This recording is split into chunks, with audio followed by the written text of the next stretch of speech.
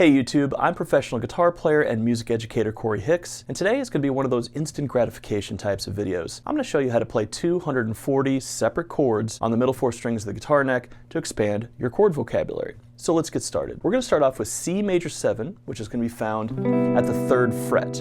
Instead of thinking of this as what do my fingers do, let's look at the notes underneath it and what the intervals are doing. This is how we're going to be able to move this around later on.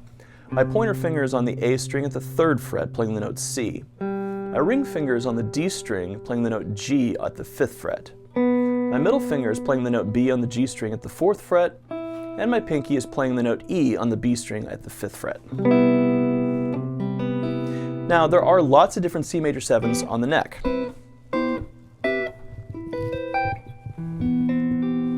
This is just one type of C major 7. A closed voice C major 7, 1, 3, 5, 7, would be found here, but a lot of the chords we play are not in order, as in 1, 3, 5s, and 7s. This type of chord is a drop 2. Don't need to know what that's called, you just need to know that it's different. 1, 5, here's a 7, and 3. This is derived from the C major scale in that location. Here's the root, 2, 3, 4, here's the 5th, 6th, 7th, 1, 2, 3.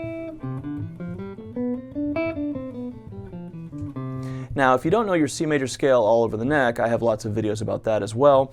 We do need to understand our major scales throughout the entire neck. There's 84 positions in the major scale, and there's 588 different patterns of the modes, just in major, and then another 588 in melodic minor, so on and so forth. All right, the next skill that we need to develop is our cycle 4 note recognition on the A string. So I've talked about this quite a bit, even in the Guitar in a Year course and in the music theory courses that I have over on Patreon. If you want to take a look at the diagrams and the tablature standard notation for this lesson, click the link in the description below. It'll send you over to Patreon, where for $5 a month you can access all the PDFs, access to the Guitar in a Year course, lessons with me, all sorts of good stuff over there. All right, so back to cycle 4. So cycle 4 is just a way for us to quickly memorize the notes on the neck: C, F, B flat, E flat, A flat, D flat, F sharp, B, E, A, D, and G. We need to be able to say that really quickly. I harp on that quite a bit in my videos.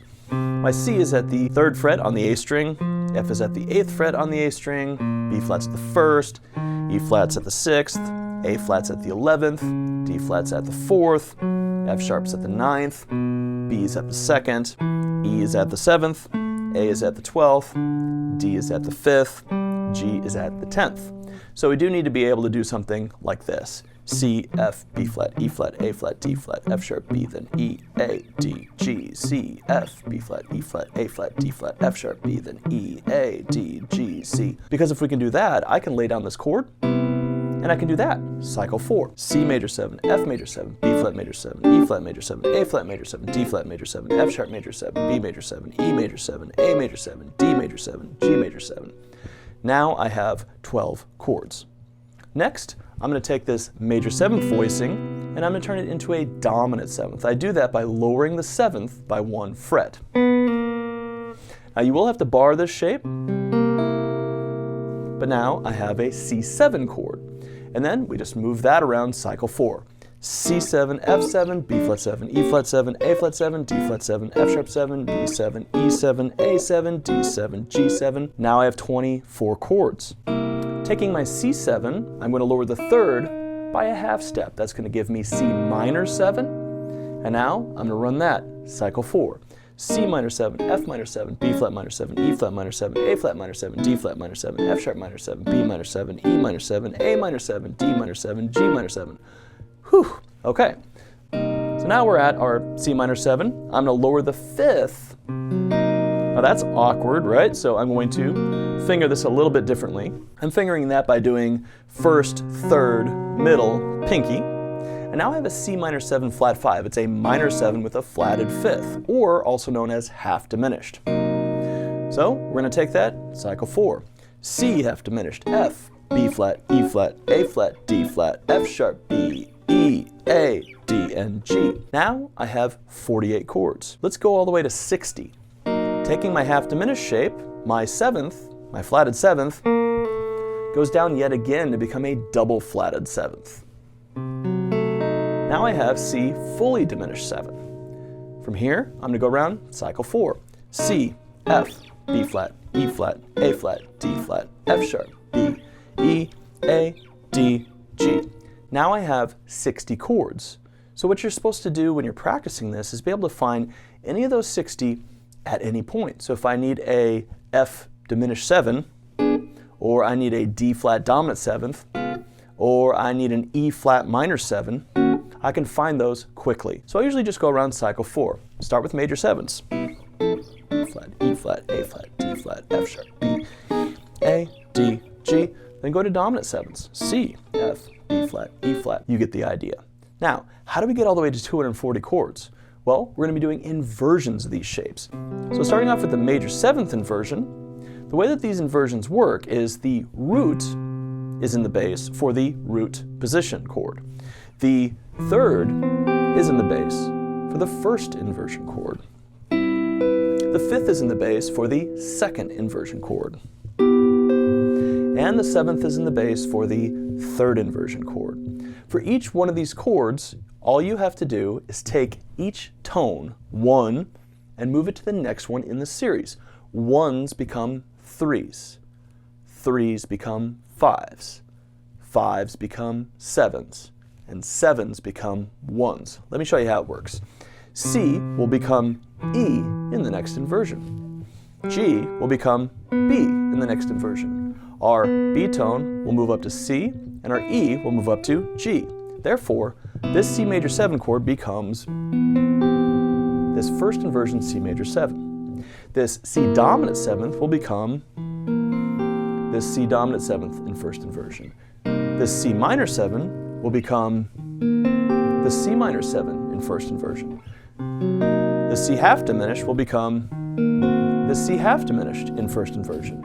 And interestingly enough, the inversions of the don't actually change. If I take this and move it to its next inversion, it's the same exact fingering, okay? So now I have those chords. From my first inversion to my second inversion, my 3rd will go up to 5, my 7 will go up to 1, my 1 will go up to 3, and my 5 will go up to 7. So this will become this. For my dominant 7s, this one will become this.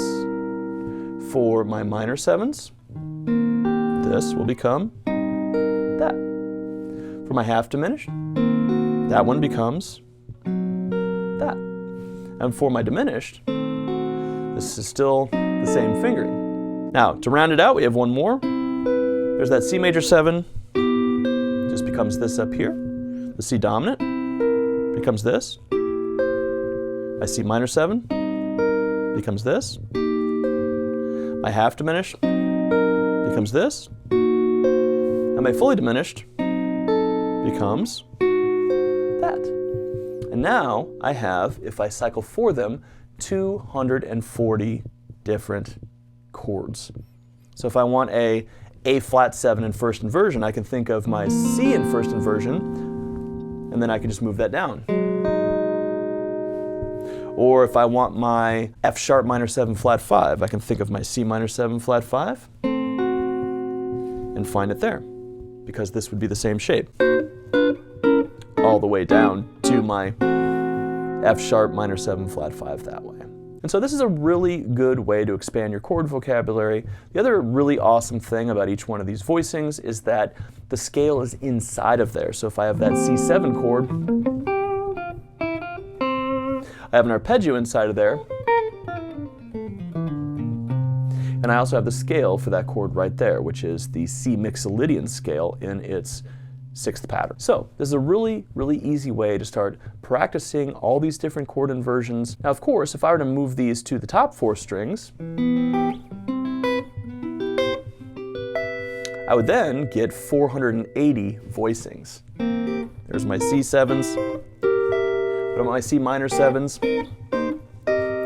Of course, you have to start applying these in songs to be able to memorize them, but I think this is a really good way for you to start incorporating these different chords in your practice regimen, using cycle 4 to find them, get real comfortable on the middle 4 strings, and then you can expand from there. So I hope this has been helpful. If you have any questions, go ahead and put them in the comments below. You can swing on over to my Patreon, sign up over there, ask me questions if you like there, sign up for lessons, and lots of other great stuff. Also, if this has been helpful, please like and subscribe, share it with somebody you know, and I'll see you in the next video.